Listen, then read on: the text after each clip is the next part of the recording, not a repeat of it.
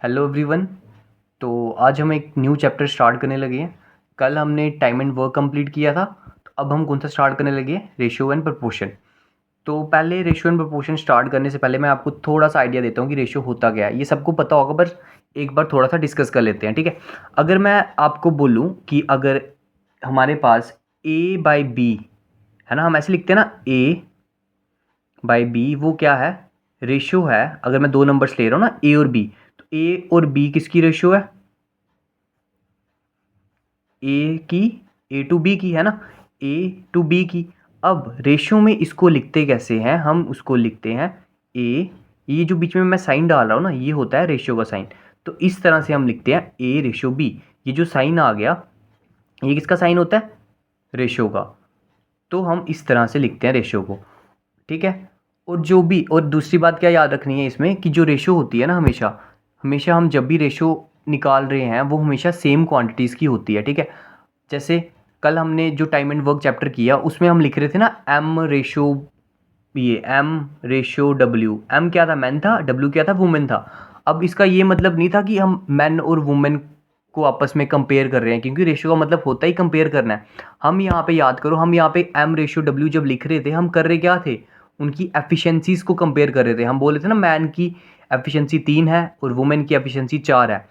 तो कहने का मतलब क्या है? जब भी हम रेशियोज निकालते हैं वो हमेशा सेम क्वांटिटीज़ की होंगी, ठीक है। जैसे हम एक और एग्जांपल ले लेते हैं। जैसे हम ले रहे हैं कि मेरे पास 4 ऑरेंजेस हैं और 5 एप्पल्स हैं। तो मैं बोल रहा हूँ कि जो ऑरेंज और एप्पल की भी रेशियो है वो 4:5 है। अब ये जो मैं ऑरेंज और एप्पल को यहाँ पे कंपेयर नहीं कर रहा, रेशियो का मतलब क्या होता है? कंपेयर करना। मैं यहाँ पे ऑरेंज और एप्पल को कंपेयर नहीं कर रहा, मैं उनके नंबर को कंपेयर कर रहा हूँ। अब नंबर क्या है? सेम क्वांटिटी है दोनों की। तो इसका मतलब जो रेशियो होता है वो होता है सेम क्वांटिटीज़ को कंपेयर करना, ठीक है। हम रेशियो को लिखते कैसे हैं? इससे डिनोट करते हैं हम रेशियो को। और इसका मतलब क्या होता है? ए बाई बी ही होता है इसका मतलब, ठीक है। ये पता चल गया रेशियो का थोड़ा थोड़ा क्या था। और आगे हम क्या करेंगे, ये बिल्कुल बेसिक था, ये सबको पता होगा, ठीक है। थोड़ा सा हम रिकॉल करना था। अब हमारा मेन जो स्टार्ट होता है, एग्जाम में जो क्वेश्चन बनते हैं वो हम करना स्टार्ट करते हैं। इसी के साथ साथ जहाँ पे नीड पड़ेगी ना बताने की जिस जिस चीज़ की, वो मैं आपको वहाँ पे बताते जाऊँगा। अब यहाँ पे पढ़ो, which of the following ratios is the smallest. इन सब में से सबसे छोटी रेशियो कौन सी है, ठीक है। एग्जाम में क्वेश्चन क्या आता है, आपको रेशियोज दी होंगी, जैसे एक रेशियो ये दी है, ये दी है, और ये सब रेशियोज दी हैं। आपको बोलेंगे कि बताओ इनमें से सबसे छोटी रेशियो कौन सी है, या बोलेंगे कि सबसे बड़ी रेशियो कौन सी है, ठीक है। आपने क्या करना है, पहली वाली 3:b है ना, उसको तो हम ऐसे लिख सकते हैं ना, 3/4, ठीक है। दूसरी कौन सी है? 1:2 है, इसको भी हम लिख सकते हैं 1/2। तीसरी 2:5 है, इसको हम लिख सकते हैं 2/5। और चौथी है 1:3, इसको हम लिख सकते हैं 1/3, ठीक है। ये वाली रेशियो, ये वाली रेशियो, ये और ये, इन चारों का हमने क्या करना है, बताना है इन चारों में से कि सबसे छोटी वाली कौन सी है। हम क्या करेंगे, कुछ भी नहीं करना, सबसे ईजी है। हमने क्या करना है, इन सब का एलसीएम लेना है। अब एलसीएम लेना किसका है? हमने एलसीएम लेना है 4 का। ये जो नीचे वाली, ये ऊपर वाला न्यूमिनेटर होता है, नीचे वाला क्या होता है? डिनोमिनेटर। हमें इन डिनोमिनेटर्स का क्या लेना है? एलसीएम लेना है, 4, 2, 5 और 3, ठीक है। इनका एलसीएम लेने के बाद क्या करना है, पहले हम एलसीएम लेते हैं। अब एलसीएम इसका क्या आएगा? एलसीएम हमें लेने आता है, सबको आता होगा। हम क्या करते हैं, बड़ी वाली टर्म को क्या करते हैं, उसका टेबल काउंट करते हैं। अब 5, 5 1 5, 5 2 10, 10 नहीं आता, 4 में भी नहीं आता, 3 में भी नहीं आता, 5 3 15, 4 में नहीं आता, 5 4 20। अब 20 जो है 3 में नहीं आता, 5 5 25 नहीं होएगा, 5 6 30। अब 30 जो है नहीं आता, 5 7 35 वो भी नहीं होगा, 5 8 40 भी नहीं होगा, 5 9 45 वो भी नहीं होगा, 5 10 50 वो भी नहीं होगा, 5 12 कितना हो गया? 60। तो हम बोल सकते हैं जो 60 है वो 4 में भी आता है, 2 में भी आता है, 5 में भी आता है, 3 में भी आता है। तो एलसीएम क्या हो जाएगा? 60। अब एलसीएम लेने के बाद हमने क्या करना है, जो हमारी रेशियोज थी उनको एलसीएम के साथ मल्टीप्लाई कराना है। पहली वाली रेशियो ये थी, मल्टीप्लाई कराया, क्या आ गया? 45। दूसरी रेशियो थी 1/2, मल्टीप्लाई कराया, आ गया 30। तीसरी रेशियो हमारी थी 2/5, मल्टीप्लाई कराया, आ गया 24। चौथी रेशियो थी 1/3, हमने मल्टीप्लाई कराया 60 के साथ और आ गया 20। तो हमारे क्या जो पहली वाली रेशियो थी 3/4, उसका आया 45। दूसरी वाली थी 2:1:2, उसका आया 30। तीसरी थी 2:5, उसका आया 24। चौथी थी 1:3, उसका आ गया 20।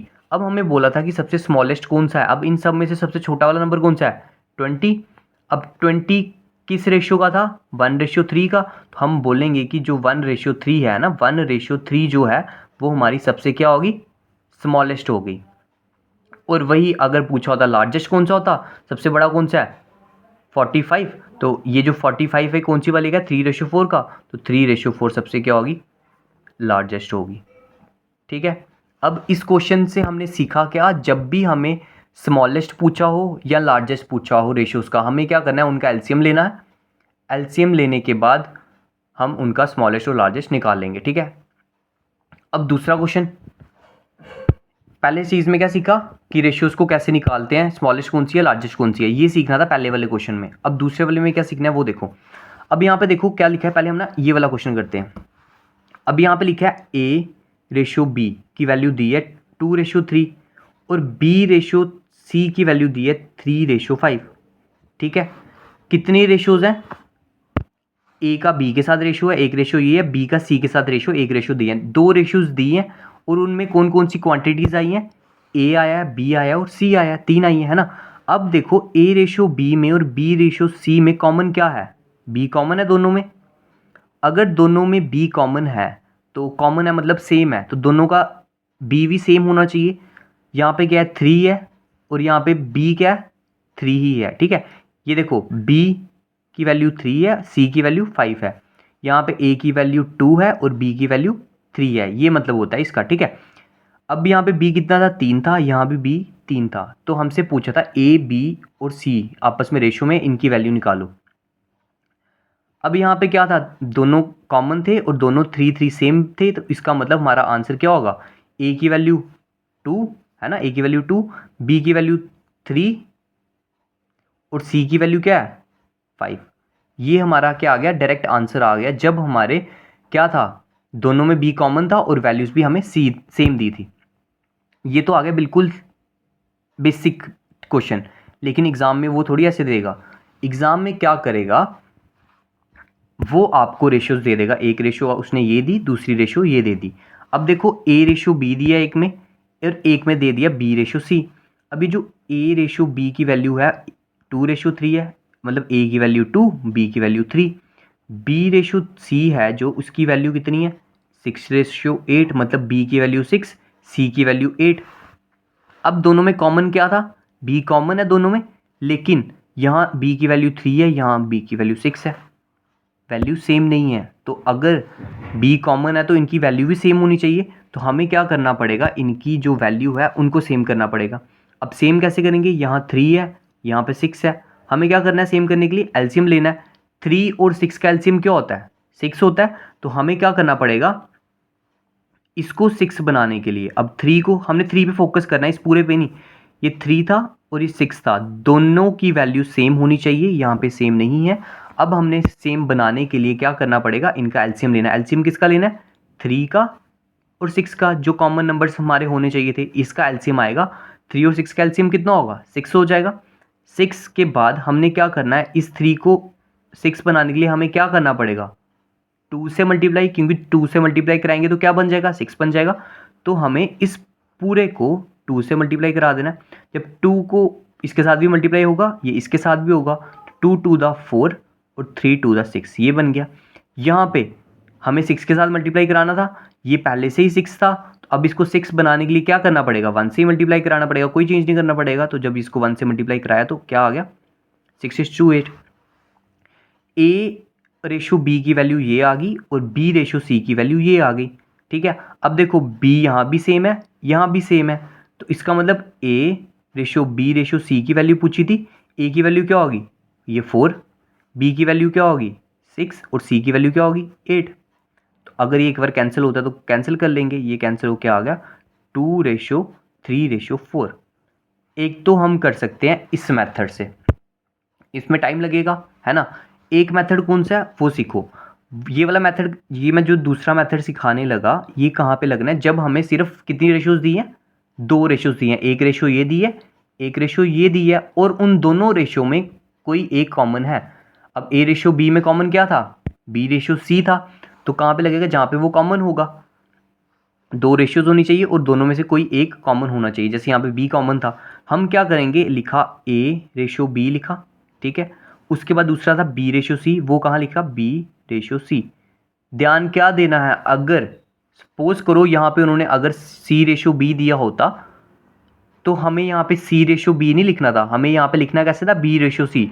जो कॉमन है वो बीच में अल्टरनेट पे आना चाहिए, ठीक है। इसका भी ध्यान रखना है कि उन्होंने किस तरह से दिया। अगर सी रेशियो बी दिया तो उसको बी रेशियो सी बनाना पड़ेगा, ये वाला मेथड लगाने के लिए। यहाँ तक लिखा, ठीक है। अब इस ए की A ratio B ratio C कर दिया। अब ए की वैल्यू क्या थी, 2 रेशियो बी की वैल्यू 3 और बी रेशियो 3 मतलब बी रेशियो सी, यहाँ पे क्या वैल्यू दी है, 6 रेशियो 8, ये कर दिया।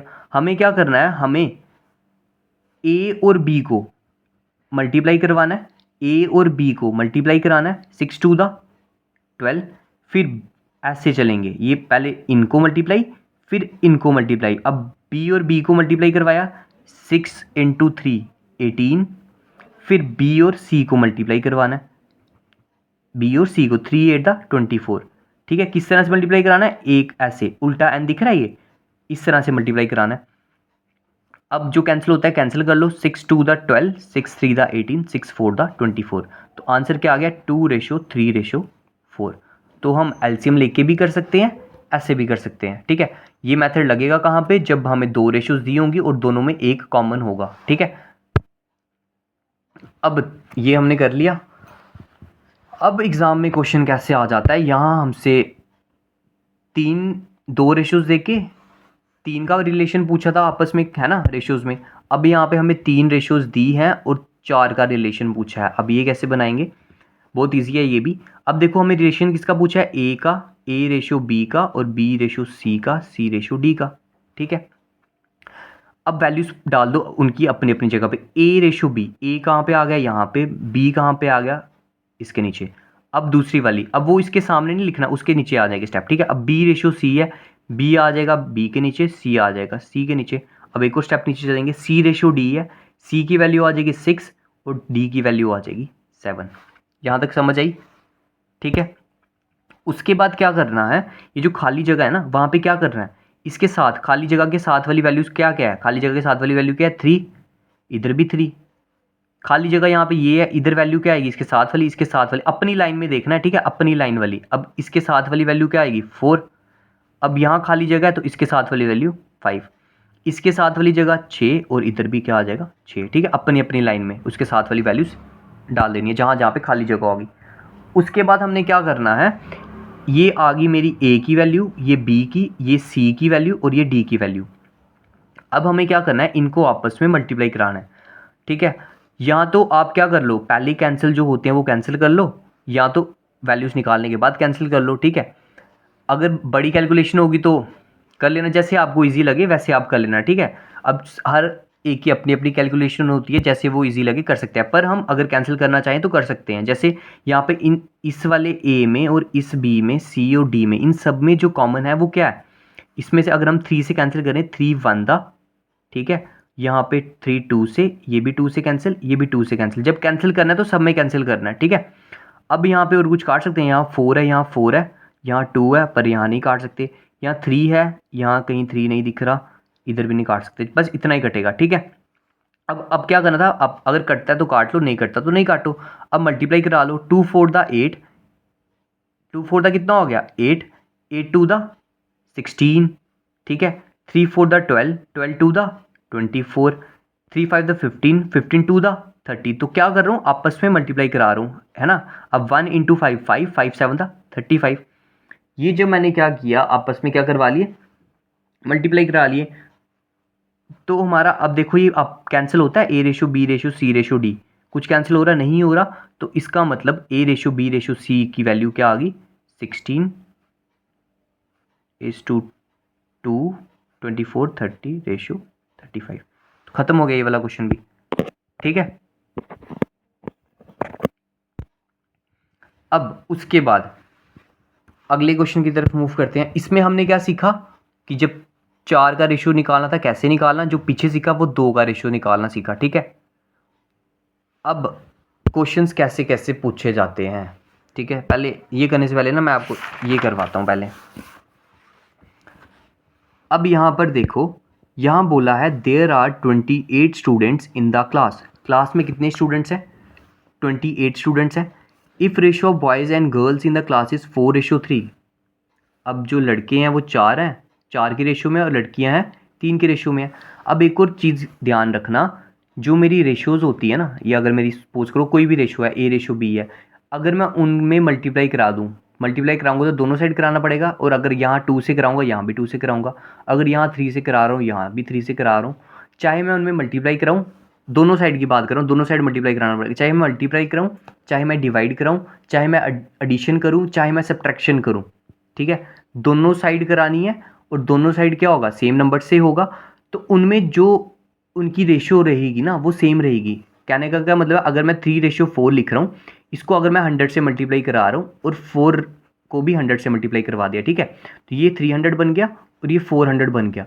ये 300:400 का जो मतलब है ना, उसका मतलब भी क्या है, 3:4 ही है, क्योंकि अगर मैं 2 0 कैंसिल कर दूँ, पीछे क्या बचेगा, 3:4। तो चाहे मल्टीप्लाई कराऊँ डिवाइड कराऊँ, ये सब ऑपरेशंस लगा सकता हूँ, पर तब भी हमारी रेशियो में फ़र्क नहीं पड़ता, ठीक है।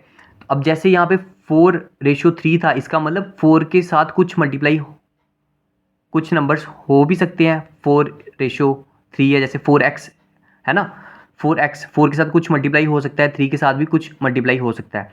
तो हम इनको कैसे लेते हैं, 4x लिख सकते हैं या 3x लिख सकते हैं, ठीक है। हमें क्या पता कि वो आगे कितना बड़ा नंबर है, तो हम रेशियोज़ को जब तोड़ते हैं तो कैसे लिखते हैं, 4x 3x।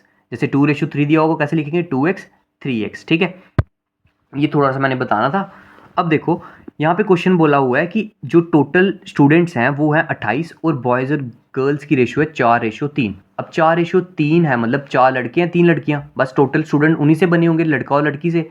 अगर मैं उन लड़का और लड़की को जोड़ दूँ तो टोटल मेरे क्या हो जाएंगे, स्टूडेंट्स आ जाएंगे।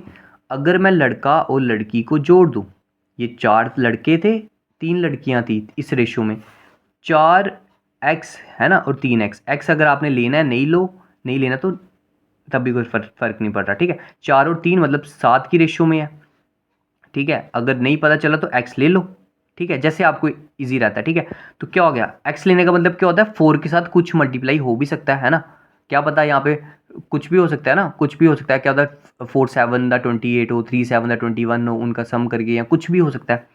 तो 4x + 3x किसके इक्वल हो गया, जब हमने इन दोनों को जोड़ा तो वो आ गया 7x के इक्वल, ठीक है। लड़का और लड़की मिलके क्या बनाएंगे, टोटल स्टूडेंट्स। लड़का और लड़की को जोड़ा तो क्या आ गया, 7x हो गया। टोटल स्टूडेंट कितने थे, 28 थे। तो मैं बोल सकता हूँ जो मेरे लड़का और लड़की मिलके बना रहे हैं 7x, वो किसके बराबर है, टोटल स्टूडेंट्स के। तो टोटल स्टूडेंट कितने थे, 28। तो जो x की वैल्यू आ गई, क्या आ गई, 28/7।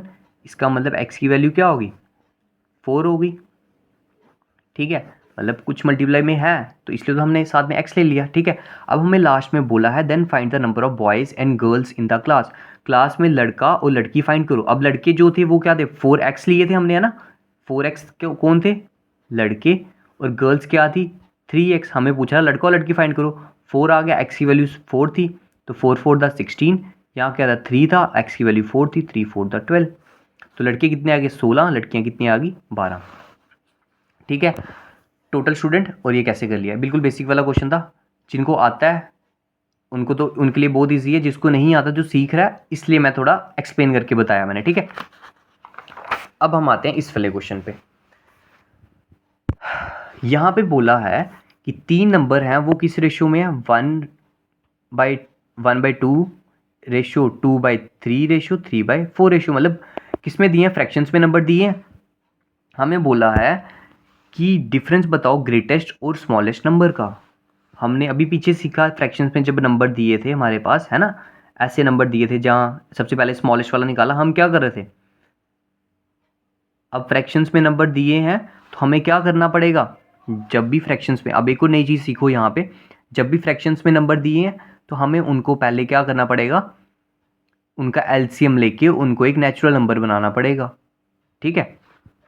उनको एक नेचुरल नंबर बनाना पड़ेगा। ये फ्रैक्शन में था, जब भी फ्रैक्शन में होगा तो पहले हम एलसीएम लेके उनका क्या करेंगे, नेचुरल नंबर बनाएंगे। अब एलसीएम लेने तो आता है, तो 2, 3 और 4 का जब हम एलसीएम लेंगे तो वो क्या आ जाएगा, 12 आ जाएगा। ठीक है, अब एलसीएम लेने के बाद हम क्या करेंगे, जो पहला नंबर लिया मल्टीप्लाई करवा दिया 12 से, तो क्या आ गया 6। अब दूसरा 2/3 था, उसको मल्टीप्लाई करवाया 12 से, वो क्या आ गया 6। तीसरा 3/4 था, मल्टीप्लाई कराया 12 से, वो कितना आ गया, ओह सॉरी ये तो 8 आया। ठीक है, अब इसको मल्टीप्लाई कराया तो क्या आ गया 9। 6, 8, 9। जो हमारा एक नंबर था वो 6 आ गया, दूसरा नंबर 8 आ गया, तीसरा नंबर क्या आ गया 9 आ गया, इस रेशो में आ गया। हमें क्वेश्चन में बोला है कि जो डिफरेंस है ग्रेटेस्ट और स्मॉलेस्ट नंबर में वो है 27। अब हमें पता चल गया कि कौन सा बड़ा नंबर है कौन सा छोटा नंबर है। फ्रैक्शंस में था नहीं पता चल रहा था, इसलिए हमने एलसीएम लेके उनको पहले नेचुरल नंबर्स में बना लिया। अब बड़ा वाला नंबर कौन सा है इनमें 9, सबसे छोटा वाला नंबर कौन सा है 6। ठीक है, ये 6 है ये 9 है, इन दोनों का जो डिफरेंस है वो 27 के बराबर है। अब 9 और 6 का डिफरेंस कितना होता है 3 होता है, ये तो 3 आ गया। उन्होंने बोला है कि वो किसके बराबर है 27 के बराबर, इसका मतलब जो 3 की वैल्यू है, ठीक है जो 3 है हमारा, या 3x ले लो। ठीक है, जो हमारा 3x है वो किसके बराबर है 27 के, तो x की वैल्यू क्या हो जाएगी 27/3, x इक्वल टू 9। ठीक है, ये क्या था रेशो में था ना, रेशो का मतलब x होता है, x करना है तो कर लो, नहीं करना तो नहीं करो। ठीक है, ऐसे ही 3 की वैल्यू क्या आ जाएगी 27 आ जाएगी, 1 की वैल्यू कितनी आ जाएगी 9 आ जाएगी। ठीक है, जिसको x के साथ समझ आता है वो x के साथ कर लो, जिसको x के बिना करना है वो वैसे भी कर ले। ठीक है, वो कैसे करेगा, वो लिखेगा सिर्फ x नहीं लेगा, 3 की वैल्यू 27 है, 1 की वैल्यू क्या हो जाएगी 27/3 9 आ जाएगी। अगर 1 की वैल्यू 9 है, ठीक है, या तो ऐसे x ले लो या तो बिना x के कर लो। ठीक है, स्मॉलेस्ट नंबर हमसे बोला है क्या होगा। अब सबसे छोटा वाला नंबर क्या था 6 था, तो 6 अगर 1 की वैल्यू 9 है तो 6 की वैल्यू कितनी होगी, तो 1 की वैल्यू 9 है तो 6 की वैल्यू होगी 6 × 9 दैट इज़ 54। ठीक है, तो ये हमारा क्या हो जाएगा स्मॉलेस्ट नंबर। अगर वही हमसे क्या पूछा होता लार्जेस्ट पूछा होता तो बड़ा वाला कौन था 9 था, अगर 1 की वैल्यू 9 है तो बड़े वाले की वैल्यू क्या होगी 9 × 6 इज दैट इज़ 54। अब इसके बाद यहाँ तक कर लिया, ये क्या आ गई, अभी बीच में कॉल आ रही है, वीडियो शायद कट ना हो जाए।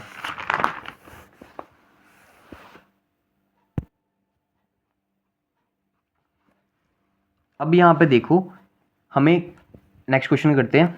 अब ए